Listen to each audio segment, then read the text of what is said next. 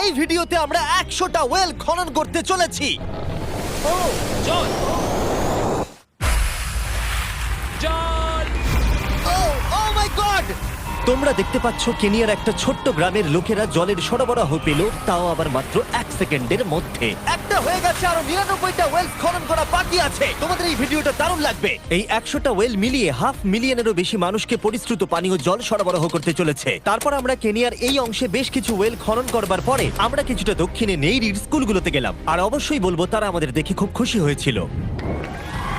তোমরা সবাই কেমন আছো? আমি এতটা আশাই করিনি। সবাইকে স্বাগত জানানোর জন্য ধন্যবাদ। এসেছে। কেমন আছো তোমরা? তোমাদের সব ঠিকঠাক চলছে তো? তোমরা সবাই ভালো থেকো। একজন টিচার আমাদের দেখালো কিভাবে সবাই জল আনে। সেটা এই নদীটা থেকে, যার জল খাবার একদমই উপযুক্ত নয়। এখান থেকেই ছাত্রছাত্রীরা জল খায়। হ্যাঁ এটা তো পাগলামি। হ্যাঁ, আপনি জানেন স্টুডেন্টদের ডায়রিয়া, টাইফয়েড, নানা রকম ইনফেকশন হতে থাকে, কারণ আমরা এই জল ব্যবহার করে থাকি। তাই আমরা ওদের যতটা সম্ভব চেষ্টা করি যত্নে রাখার, কিন্তু আপনারা দেখতেই পাচ্ছেন যে কি অবস্থা। কিন্তু জীবনে বাঁচার জন্য জল তো লাগেই। এই পরিস্থিতিটা দেখে আমাদের খুবই খারাপ লাগলো। এই অস্বাস্থ্যকর জল খাওয়ার ফলে বাচ্চাদের জীবন ঝুঁকিপূর্ণ হয়ে যায় এবং কখনো কখনো সংক্ষিপ্ত হয়ে পড়ে। কিন্তু অন্তত এই গ্রামের জন্য আমরা এই পরিস্থিতিটাকে বদলাতে চলেছি। আমার মনে হয় না এটা আমার মাথায় ফিট হবে। আমার মাথাটা অনেক বড়।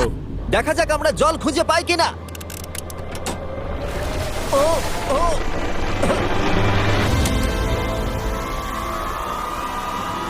বৃষ্টি হচ্ছে, এটা তো দারুণ।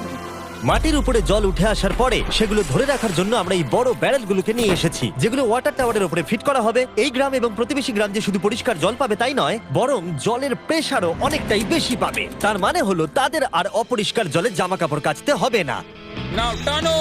নোলানের মায়ের সঙ্গে তুলনা করলে এটা কত ভারী হবে? প্রায় 2টো নোলানের মায়ের সমান। ওহ গড! ভাই আমি কিন্তু করলাম, আর সেটা করবার পরে আরে এখানে তো আরেকটা ওয়েল হয়ে গেছে। চিন্তা করো না, আমার আরেকটা জুতোতে আরো বেশি জল আছে। আর এটা দেখাবো আমরা প্রথম 29টা ওয়েল কিভাবে খনন করলাম। আমরা একটা বড় ড্রিল মেশিন দিয়ে মাটির গভীরে কয়েকশো ফুট নিচ অব্দি খনন করলাম, আর একটা পরিশ্রুত পানীয় জলের বিশাল উৎসের সাথে জুড়ে দিলাম। তারপরে আমরা পাইপের সাথে এটাকে জুড়ে দিলাম, যাতে আফ্রিকার সবাই এই জল খেতে পারে আর সেটা তুলতে পারে ঠিক এই রকম ভাবে। দেখা যাক এটা কিরকম খেতে। জলের মতোই। এই 5 গ্যালনের ড্রামটা ভরতে আমার 1 মিনিট সময় লাগলো। এখান থেকে একদিনে কত জল তোলা যেতে পারে? একদিনে প্রায় 3600 গ্যালন জল। এই ওয়েলটা এই গ্রামের শুধুমাত্র 400 বাচ্চার জন্যই নয়, বরং এই স্কুলের প্রতি বুঝতেও পারবে না সাকসেস কখন চলে এসেছে। দেখো, এটাকে আমি একদম কাছে নিয়ে আসছি। আমাদের দেখতে পাচ্ছো? এটা দারুণ, তাই না? ওপরে তাকাও, দেখো রেকর্ড হচ্ছে। ঠিক আছে, আমি এটাকে আরো কাছে আনছি। এই দেখো, তোমরা নিজেদেরকে দেখতে পাচ্ছো? আমরা এই গ্রামের জন্য ওয়েল খনন করতে সক্ষম হয়েছি, এবং এই গ্রামের জন্য এবং আরো এরকম 12টা গ্রামের জন্য। আর যখন আমাদের ওয়েল খনন করা শেষ হলো, আমরা তো স্কুলগুলোকে কিছু ব্র্যান্ড নিউ কম্পিউটার দিয়ে সাহায্য করার চেষ্টা করলাম। আচ্ছা, আরো খুশি হবে তো? ওরা খুব Thank you. খুশি হবে, Thank খুব you so খুশি। পরিস্থিতিটা ভালো হয়েছে থেকে ভালো লাগছে। আমরা ক্লাসরুমগুলোকে সাজালাম নতুন ফার্নিচার দিয়ে, নতুন কিছু সেলফ রাখলাম, আর তার সাথে নতুন কিছু বই। সব স্টুডেন্টদের একটা করে সকার বল দিলাম। এটার জন্য ধন্যবাদ। Thank you mister Beast. আর তাছাড়া প্রত্যেকটা ক্লাসে একটা করে হোয়াইট বোর্ড আর একটা করে প্রজেক্টর দিলাম। তোমাদের এই প্রজেক্টর ভালো লেগেছে? আচ্ছা, আমরা আগে চক ব্যবহার করতাম, তাতে খুব ধুলো হতো, কিন্তু এখন সবকিছু পরিষ্কার রয়েছে। আমরা অনেক ধন্যবাদ জানাচ্ছি। কোনো সমস্যা নেই, আমরা খুব কমই করতে পেরেছি। তারপরে যখন আমরা 45 নম্বর ওয়েলটা খনন করবার জন্য সাইটে গেলাম, তখন আমরা বুঝলাম পরিস্থিতিটা আরো কঠিন। যখনই তাদের জলের দরকার পড়ে, তাদের জঙ্গলের মধ্য দিয়ে কয়েক মাইল যেতে হয়, আর তারপরে আরো কয়েক মাইল যেতে হয়, আর এই যাত্রাটা একটা বিশাল পাহাড়ের মধ্য দিয়ে হয়। এটা আমাদের রোজ করতে হয়। আমরা দেখে অবাক হচ্ছিলাম যে এই যাত্রাটা কতটা কঠিন, আর এই মানুষগুলোকে রোজ এইটা করতে হয় অল্প একটু জলের জন্য, যদিও এই জলটা পানের পক্ষে উপযুক্ত নয়। তোমরা সাধারণত এখান থেকে জল ভরো, হ্যাঁ, আর জল ভরার পরে এই জাগগুলোর ওয়েট হয় প্রায় 40 পাউন্ড, যেগুলো এই বাচ্চাগুলোর পক্ষে বয়ে নিয়ে যাওয়ার জন্য অনেকটাই বেশি। মহিলারা এইগুলো দুটো করে নিয়ে যায়। ও, তাহলে আমি ওটা চেষ্টা করে দেখব। আর যেই জাগগুলো ভর্তি হয়ে গেল, আমাদের আবার ফিরে আসার সময় হয়ে গেল। তাড়াতাড়ি করো, চলো। আরে এ তো দেখছি একটু ঘামেনি। না না, আমি করব। আর তারপরে কয়েক ঘন্টা কেটে গেল এই অস্বাস্থ্যকর জলগুলো নিয়ে আসতে, আর নতুন ওয়েলটা হলো তাদের স্কুল থেকে মাত্র 10 ফিট দূরত্বে। তাহলে এরা এখন এখানেই জল ভরতে পারবে। আমি খুবই ক্লান্ত।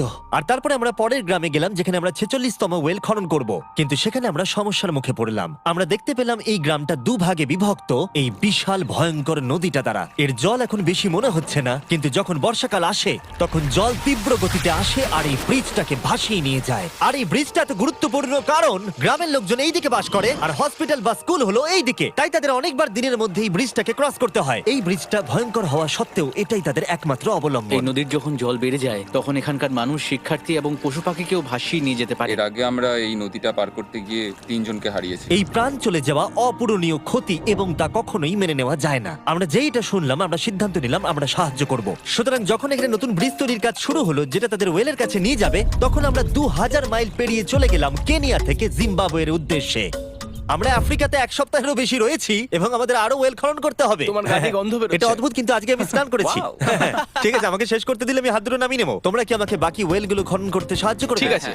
আমাদের প্রথম কাজ ছিল একটা লোকাল হসপিটাল ঘুরে দেখা, যেটার ভীষণভাবে পরিষ্কার পানীয় জলের দরকার ছিল। ভেতরে ঢোকার পর আমরা বুঝতে পারলাম এই গ্রামগুলোর উপরে এই হসপিটালটার প্রভাব কতটা বেশি। এক বছরে এখানে কতগুলো সন্তানের জন্ম হয়? এক মাসে মোটামুটি 50টা বাচ্চা। মানে বছরে 600 জনের জন্ম হয়। ওয়াও! কিন্তু দুর্ভাগ্যবশত অন্তঃসত্ত্বা মহিলাদের পানীয় জল পেতে কয়েক মাইল হেঁটে যাতায়াত করতে হয়, আর তারপরে এই ভারী বাকেটগুলোতে করে জল বয়ে নিয়ে যেতে হয়। যাই হোক, ভালো খবর হলো এটা, আমরা একটা নতুন মডার্ন ওয়েল পাম্প কনস্ট্রাকশন করছি। ভালো করে, ওদিকটা। এখন যেটা প্রয়োজনীয় সেটা হলো এগুলোকে চালু করা। যাই হোক, নোলান তুমি কি তৈরি? আমি তৈরি। ওভার! একটা ড্রামাটিক জুম ইন করো। নোলান, আমি বাটন প্রেস করলাম, জল কি পড়ছে? জল পড়ছে। তোমরা একবার গিয়ে দেখবে নাকি? হ্যাঁ, চলো যাওয়া যাক। আমার ভালো লাগছে যে মানুষকে আর জলের জন্য বেশি দূর যেতে হচ্ছে না। এর থেকে ভালো জিনিস আর কিছু হতেই পারে না। এখানে নোলান খুবই ভালো ডান্স করতে পারে, ও তোমাদের সাথে নাচবে। আমাকে সবসময় নাচ করতে কেন বলে? দেখো ও কি করছে। হে ভগবান, আমি আমি আমি এটা আর দেখতে পাচ্ছি না। পরিশ্রুত পানীয় জলের সরবরাহ নিশ্চিত করে দেখলাম এই গ্রামের অনেক স্টুডেন্টদের যাতায়াত করতে সমস্যা হয়, তাই আমি ডিসাইড করলাম সবাইকে নতুন বাইসাইকেল দেব। আমি জানি এখানে অনেক বাচ্চা আছে, কিন্তু আমাদের কাছে অনেক বাইসাইকেলও আছে। পরিষ্কারভাবে বলে দিই আমি সাইকেল চালাতে পারি না, জিমি শুধু সাইকেল বিতরণ করতে পারে। কোনোদিন চালাতেই শিখিনি। চলো তোমাদের নতুন সাইকেলগুলো চালাও দেখি। 3, 2, 1 চলো। সবাই আমাকে বেরিয়ে যাচ্ছে। খুব সাবধানে, আমি কিছু চালাতে পারি না, কারোর সঙ্গে আমার ধাক্কা লাগবে। তুমি কি চালাবে এটা? ঠিক আছে, যাও চালাও। ঠিক আছে। সাইকেল বিতরণ করবার পরে আমরা ওয়েল খনন করা চালিয়ে গেলাম যতক্ষণ আমরা পৌঁছলাম। ওয়েল নম্বর 69। এই সোলার পাওয়ার্ড ওয়েলগুলো বিশেষভাবে ডিজাইন করা হয়েছে গ্রামের কৃষকদের জন্য, চাষের জন্য প্রয়োজনীয় জল সরবরাহের পাশাপাশি শস্য এবং গবাদি পশুর জন্য, এমনকি ড্রাই সিজনেও আর কোনো বিদ্যুৎ ছাড়াই। প্রত্যেকটা প্যানেল 200 ওয়াটের। এটা পাম্পের সাথে অ্যাটাচ করা আছে। এই পাম্পটা প্রতি ঘন্টায় 5000 লিটার জল তোলে। বলতে গেলে এই গ্রামে আমরা আনলিমিটেড জল পাচ্ছি। এটা দুর্দান্ত। জিম্বাবুয়ে থেকে চলে আসবার পরে আমরা চেয়েছিলাম আফ্রিকার সমস্ত জায়গায় জল পৌঁছে দিতে, তাই আমরা আরো ওয়েল খনন করলাম উগান্ডাতে, সোমালিয়াতে এবং ক্যামেরুনে। যদি আপনারা আরো বেশি দেখতে চান তাহলে আমরা খুব তাড়াতাড়ি ফিলান্থ্রপিতে আরেকটা ভিডিও আনতে চলেছি। এই গ্রামগুলোতে সময় কাটিয়ে আমি পানীয় জলের উৎসের গুরুত্ব কতটা তা বুঝতে পেরেছি, কি করে এটা চাষে সাহায্য করে, ফসল ফলাতে, কিভাবে হসপিটালের জন্য পরিষ্কার পরিবেশ তৈরি করে, এবং সব থেকে গুরুত্বপূর্ণ হলো পরবর্তী প্রজন্মের শিশুদের জন্য একটা সুস্বাস্থ্যকর জীবন উপহার দেওয়া এবং তাদের ভবিষ্যৎ সুনিশ্চিত করা। আমরা বিশুদ্ধ পানীয় জল পেতে অনেক অপেক্ষা করেছি। জল হলো জীবন। এবং স্থানীয়দের সাহায্য নিয়ে আমরা নতুন ব্রিজটা তৈরি করতে সফল হয়েছি, যেটা এই গ্রামবাসীরা পরবর্তী 100 বছর ব্যবহার করতে পারবে। আমাদের জীবন এখন সুরক্ষিত, আমরা সব একসঙ্গে থাকতে পারবো, দুশ্চিন্তা দূর হয়ে গেছে। এই ভিডিওতে আমরা 100টা ওয়েল খনন করে অনেকের জীবন বদলে দিয়েছি, কিন্তু এটা যথেষ্ট নয়। তাই এই ভিডিও ছেড়ে যাওয়ার আগে তাই আমি রিকোয়েস্ট করছি beachphilanthropy.org/wellsে যান, অথবা ডেসক্রিপশনের লিংকে গিয়ে সম্ভব হলে কিছু টাকা ডোনেট করুন। আমরা এই ভিডিও থেকে 1 টাকাও প্রফিট করছি না, আমরা এখান থেকে পাওয়া টাকার পুরোটাই কাজে লাগিয়ে দেবো ওয়েল খনন করতে, যেটা তোমরা ভিডিওতে দেখলে পৃথিবীর চারিদিকে। আমি জানি এটা শুনতে খুবই অদ্ভুত যে একটা ইউটিউবার এই সবগুলো করছে, কিন্তু কাউকে তো এটা করতেই হবে। কিন্তু জানি না এটা কারা করবে, তাই আমরা করছি। আমরা যতটুকু করতে পেরেছি তাতে অনেকের জীবন বদলে যাবে বলে আশা করছি। আর ফাইনালি 100তম ওয়েল। ও মাই গড, আমাকে ক্ষমা করে দাও।